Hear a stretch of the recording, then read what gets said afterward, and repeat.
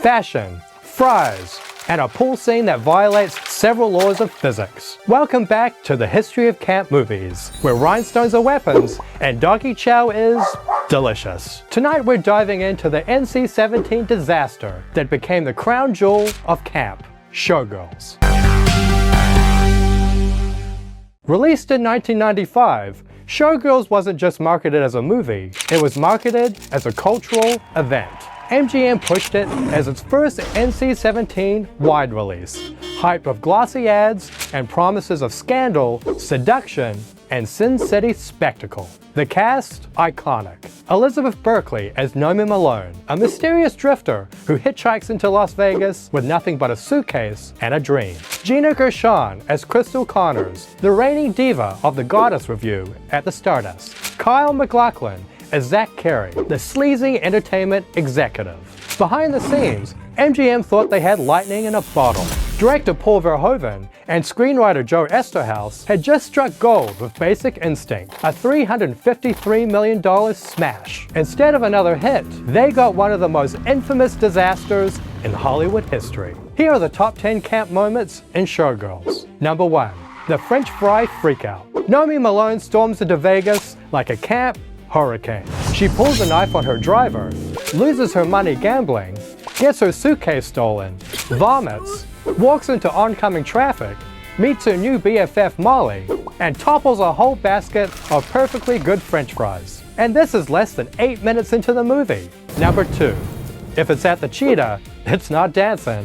Enter Crystal Connors, queen of the Stardust Goddess Review. Nomi is transfixed by the show. Backstage, Nomi meets Crystal and gushes that she's a dancer too. But when Crystal learns it's at the Cheetah, she slices her down and basically calls her a prostitute. To twist the knife, Crystal later hires Nomi to give her boyfriend Zach a lap dance. Flailing her whole body, Nomi's lap dance is less Demi Moore in Striptease and more Linda Blair in The Exorcist. Number 3. The sniffle heard around the world. Later, Crystal arranges Nomi to audition for the chorus line of Goddess. The director orders her to rub ice on her neck to perk them up for the topless audition. In true Nomi fashion, she 86s that bowl of ice cubes even faster than that poor basket of French fries. Most people say thank you when someone lands them an audition. Not Nomi. In one of the film's most glorious moments, she looks Crystal dead in the eyes and says, "I hate you." Crystal doesn't flinch. She just says, "I know," and tells Nomi to wipe her nose. It's camp, served with a side of Kleenex. Number 4. Ver-sayce. Few words have entered camp legend like this. Nomi somehow still gets the gig and shows up in a little black dress she picked up at the Forum. When the director compliments her, she beams, "Thanks, I bought it at Ver-sayce." This wasn't just a mispronunciation. This was a linguistic jump scare. Sometimes the most fashionable accessory is blind confidence. Number 5. Thrust it. During rehearsal, Nomi twists. She piqué turns. She thrusts her hips so high, you think her spine will snap. She's now ready for the big stage. During her big debut, she nearly slips on monkey poo. But she quickly recovers and is able to deliver a fiery performance that culminates in, well, more topless dancing. Number 6. The doggy chow confession. Crystal takes Nomi out to lunch to bury the hatchet, but what begins as a simple meal quickly escalates into the drafting of the Camp Declaration of Independence. I used to love doggy chow. I used to love doggy chow too. This isn't champagne, it's holy water. I like having nice. You are a darling. No, I'm not. We all are. We take the cash, we cash the check, we show them what they want to see. It's less lunch and more diplomatic negotiations between two drag superpowers. A treaty written in shade, innuendo, and champagne. It plays like a pro tennis match at the Camp Olympics.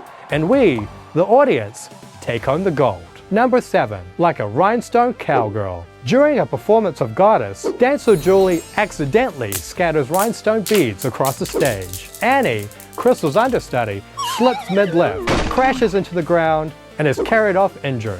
In an instant, there's a vacancy, and Nomi swoops in to claim it, proving that in Showgirls, even rhinestones can be weapons of war. Number 8. The infamous pool scene. Nomi and Zach's romantic tryst in the pool plays out less like passion and more like synchronized drowning. She thrashes like she's being electrocuted, while he hangs on for dear life.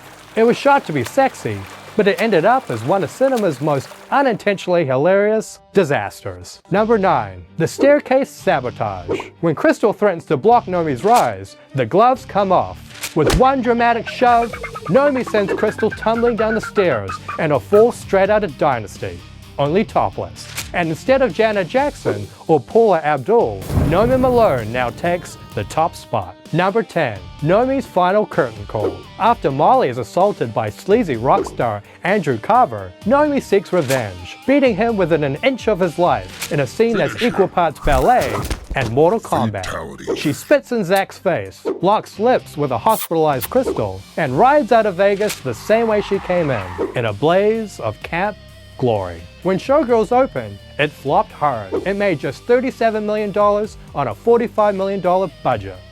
Critics annihilated.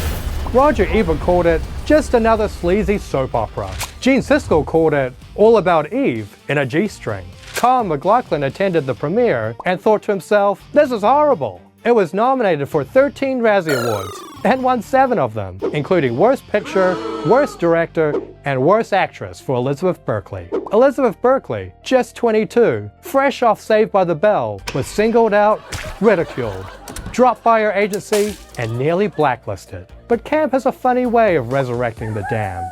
By the early 2000s, Showgirls was reborn as a cult phenomenon. Midnight screenings became interactive spectacles. Audiences screamed "Doggy Chow," threw French fries, and cheered every time Nomi stomped off in a rage. The DVD release became MGM's best-selling title of the decade, eventually racking up more than $100 million in sales. Today, Showgirls stands tall, not as a Hollywood disaster, but as a brilliant satire. Film schools dissect its success. Feminists praise its subversive gender play.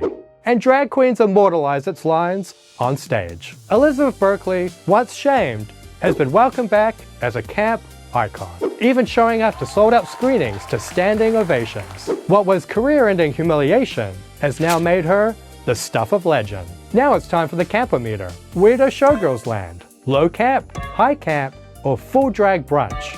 Unlike Mommy Dearest, which stumbled into camp by accident, Showgirls is intentionally over the top. Wall-to-wall rhinestones, wigs, and meltdowns. It's excess on parade, and it knows it. This one's obvious, full drag brunch.